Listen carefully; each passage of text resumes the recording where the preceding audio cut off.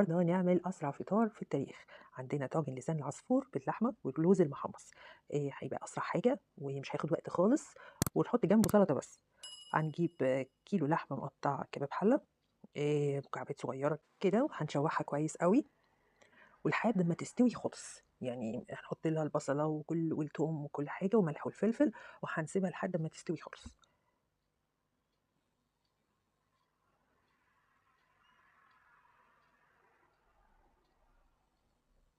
أنا باحب أقطّعها وهي لسه متجمّدة، يعني ما وصلتش لدرجة إنها تسيح خالص، تبقى سهلة أوي في التقطيع.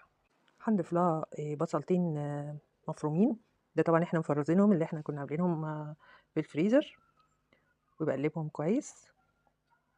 هنضيف لها فصّين توم كده، وملح والفلفل والجنزبيل، واقلّبهم كويس. كل ده ما خدش ربع ساعة مثلًا. نضيف التوابل بتاعتنا زي ما قُلنا ملح وفلفل وجنزبيل.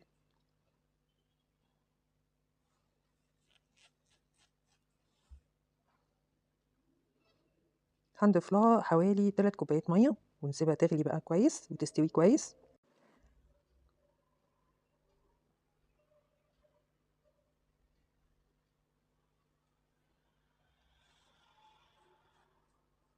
هنضيف لها مكعب شوربة لحمة بيضبط الطعم بس، علشان لسان العصفور اللي هنحطه.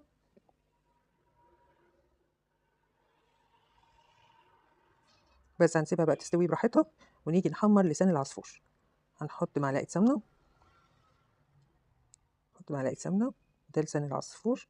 هناخد الكيس كله يعني حوالي 400 جرام، ونشوحهم كويس جدًا عشان كلها تحمر وما تنفش أوي، يعني إحنا سواء في الشوربة سواء بناكلها كده في طاجن لازم تتحمر علشان ما تنفش، يبقى شكلها مش حلو. لكن وهي متحمرة جربوا طعمها هتبقى جميلة جدًا. حلوة جدًا درجة التحمير دي. هنضيفها بقى للحمة بعد طبعًا ما نتأكد إنها استوت، وهنسيبها حوالي ربع ساعة على شعلة صغيرة جدًا، كأننا بنسوي الرز بالضبط. بس طبعًا بنجملها باللوز المحمص، ما تاخدش وقت خالص. ممكن بقى جنبها سمبوسك وسلطة وبألف هنا.